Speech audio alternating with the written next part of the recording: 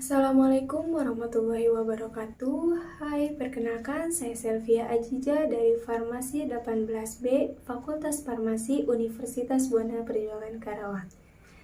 Di sini saya akan menjelaskan salah satu jurnal uji klinik, yaitu tentang dampak konsumsi kopi Arabica Espresso dalam menurunkan kadar glukosa darah pada pasien diabetes mellitus tipe 2.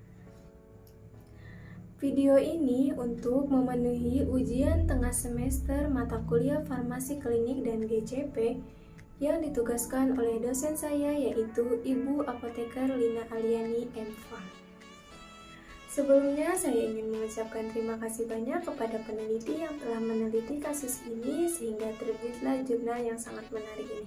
Itu saya akan berterima kasih kepada Ibu Digna Lutfiani Citra Pradana dan Ibu Aparila Ayu Wulandari dari Fakultas Kedokteran UPN Veteran Jakarta. Dalam video ini ada 4 pembahasan, yaitu yang pertama pendahuluan, membahas tentang pengenalan diabetes mellitus tipe 2 dan kopi. Yang kedua ada metodologi, yaitu membahas tentang jenis dan metode yang digunakan. Yang keempat adalah hasil dan pembahasan dari penelitian. Yang kelima ada kesimpulan dari hasil penelitian. Yang pertama yaitu membahas tentang pendahuluan. Yang akan dibahas dalam pendahuluan yang pertama yaitu diabetes mellitus tipe 2. Diabetes mellitus tipe 2 ini merupakan penyakit multifaktorial dengan komponen genetik dan lingkungan yang sama kuat dalam proses timbulnya penyakit tersebut. Pengaruh faktor genetik terhadap penyakit ini dapat terlihat jelas dengan tingginya penderita diabetes yang berasal dari orang tua yang memiliki riwayat diabetes mellitus sebelumnya. Prevalensi penderita diabetes mellitus tahun 2013 terdapat sebanyak 382 juta orang di dunia, dan diperkirakan pada tahun 2035 akan meningkat menjadi 592 juta orang yang menderita diabetes mellitus. Berdasarkan hasil Riskes Kemenkes RI tahun 2013 menjelaskan bahwa prevalensi diabetes mellitus di Indonesia meningkat dari 1,1% menjadi 2,1%. Selanjutnya yaitu kopi. Kopi ini merupakan salah satu tanaman yang dikonsumsi masyarakat dengan mengolah biji kopi sebagai minuman. Daerah yang memproduksi kopi di Indonesia yaitu ada daerah mulai Aceh Darussalam, Sumatera Utara, Sumatera Barat, Riau, Jambi, Sumatera Selatan, Bengkulu, dan Lampung. Konsumsi kopi dapat mengurangi risiko diabetes mellitus melalui perbaikan kondisi hiperglikemia. Kopi espresso merupakan kopi yang dibuat dengan mengekstraksi biji kopi menggunakan uap panas pada tekanan tinggi. Kopi mengandung berbagai senyawa fenol sehingga berpotensi secara terapeutik termasuk penurunan kadar glukosa darah. Kopi memiliki kandungan polifenol berupa asam klorogenat. Asam klorogenat ini menunjukkan penundaan penyerapan absorpsi glukosa dan penghambatan gluconeogenesis. Tujuan dari penelitian ini yaitu untuk mengetahui perbedaan signifikan dari kadar glukosa darah puasa pasien diabetes mellitus tipe 2 yang mengkonsumsi kopi dan pasien diabetes mellitus tipe 2 yang tidak mengkonsumsi kopi. Pembahasan yang kedua yaitu tentang metodologi. Jenis penelitian ini dilakukan menggunakan uji klinis desain kuasi eksperimen after and before weight control design, dan subjek penelitiannya yaitu menggunakan populasi pegawai UPN Veteran Jakarta.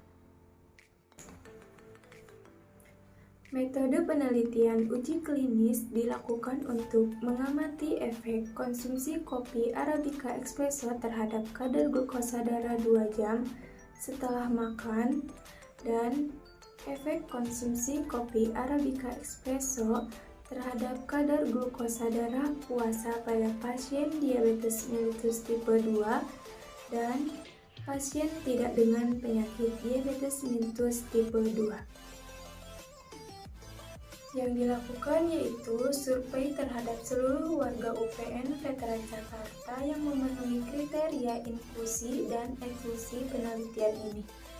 Berikut kriteria inklusi dan eksklusi penelitian ini, yaitu yang pertama kriteria inklusi terdapat pasien diabetes mellitus tipe 2 dengan kadar glukosa darah puasa dari darah kapiler 100 mg per desiliter sampai 150 mg per desiliter.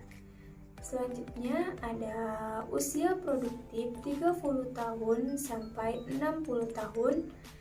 Kemudian monoterapi menggunakan metformin, dan yang terakhir tekanan darah kurang dari 140 per 90 mm merkuri. Yang kedua yaitu kriteria eksklusi, terdapat penyakit gastritis, penyakit kardiovaskular, penyakit gagal ginjal, dan yang terakhir yaitu penyakit stroke. Setelah didapatkan semua subjek penelitian yang sesuai dengan kriteria inklusi dan eksklusi, kemudian dibagi menjadi dua kelompok, yaitu terdapat kelompok intervensi dan kelompok kontrol. Pada kelompok intervensi, sebelum intervensi kopi Arabica Espresso, subjek penelitian diharapkan puasa 8 jam pada malam hari. Setelah itu dicek kadar glukosa darah puasa menggunakan rapid diagnostic test atau glukometer pada hari 1 penelitian pagi hari. Nah, setelah itu subjek penelitian diberikan makan dan minum. Kemudian diberikan perlakuan kopi Arabica Espresso 30 ml. Asam klorogenat yang terkandung dalam kopi memiliki waktu parut 6 jam, maka akan dihitung kembali kadar glukosa darah setelah 24 jam. Asam klorogenat ini merupakan senyawa kimia yang memiliki potensi dalam menurunkan kadar glukosa darah. Kemudian pada hari kedua sampai keempat, subjek penelitian diberikan perlakuan kopi Arabica Espresso 30 ml pada pagi hari saat perut terisi makanan. Nah, setelah itu malam harinya diminta puasa 8 jam agar pagi hari pada hari kelima siap dicek glukosa darah puasa. Pada kelompok kontrol, sebelum pemberian air putih 30 ml, subjek penelitian diharapkan puasa 8 jam pada malam hari. Setelah itu dicek kadar glukosa darah puasa menggunakan rapid diagnostic test atau glukometer pada hari 1 penelitian di pagi hari. Kemudian subjek penelitian diberikan makanan dan minuman dan diberikan air putih 30 ml. Pada hari kedua sampai keempat, subjek penelitian air putih 30 ml ini malam harinya diminta puasa 8 jam agar pagi hari pada hari kelima siap dicek glukosa darah puasa kembali. Yang ketiga yaitu membahas tentang hasil dan pembahasan dari penelitian tersebut. Penelitian dampak konsumsi kopi pada pasien diabetes mellitus tipe 2 ini telah mendapatkan izin penelitian dari konsumsi etik yang menjelaskan bahwa protokol penelitian ini telah disetujui. Penelitian ini dimulai dari survei untuk subjek penelitian yang sesuai dengan kriteria inklusi dan eksklusi. Hasil survei subjek penelitian di UPN Veteran Jakarta yaitu 10 orang. Kemudian dibagi menjadi dua kelompok, yaitu kelompok intervensi dan kelompok kontrol. Kelompok intervensi merupakan kelompok yang diberikan intervensi kopi selama 5 hari, dan kelompok kontrol merupakan kelompok yang diberikan placebo berupa air putih selama 5 hari. Berdasarkan hasil kelompok intervensi dan kelompok kontrol, bahwa intervensi kopi dapat menurunkan kadar gula darah pasien diabetes mellitus tipe 2. Berikut data hasil penelitian tercantum pada tabel 1 kelompok intervensi yang diberikan kopi dan tabel 2 kelompok kontrol yang tidak diberikan kopi. Nilai standar deviasi dari kelompok intervensi yaitu 17,73 dan nilai standar deviasi dari kelompok kontrol yaitu sebanyak 3,96. Uji T berpasangan independen dari data kelompok intervensi dengan kelompok kontrol yaitu T hitung sebanyak 10,28 dan theta B pada tarif signifikan 0,05 dan DF 4 yaitu 2,77. Yang artinya T hitung lebih dari theta B, yang dapat diartikan bahwa HO ditolak, sehingga dapat disimpulkan bahwa terdapat perbedaan signifikan antara pasien diabetes mellitus tipe 2 yang diberikan kopi dengan pasien diabetes mellitus tipe 2 yang tidak diberikan kopi. Kemudian uji T berpasangan dependen dari data kelompok intervensi yaitu T hitung sebanyak 3,71 dan theta B pada tarif signifikan 0,05 dan DF4 yaitu 2,77, yang berarti T hitung lebih dari T tebal. Artinya terdapat perbedaan signifikan antara pasien diabetes mellitus tipe 2 sebelum diberikan kopi dengan pasien diabetes mellitus tipe 2 sesudah diberikan kopi. Selanjutnya akan membahas pembahasan dari hasil penelitian yang sudah dilakukan. Berdasarkan data hasil penelitian pada kelompok intervensi yang diberikan kopi dengan pemberian obat standar metformin memiliki penurunan glukosa darah puasa lebih banyak dibandingkan kelompok kontrol yang hanya diberikan obat standar metformin. Nah, kopi ini memiliki kandungan polifenol berupa asam klorogenat dan memiliki metabolit berupa asam kofein yang diketahui mampu memperbaiki transport glukosa pada sel otot skeletal. Apa sih itu asam klorogenat? Nah, asam klorogenat ini merupakan komponen utama kopi dan diakui sebagai senyawa antidiabetes yang penting.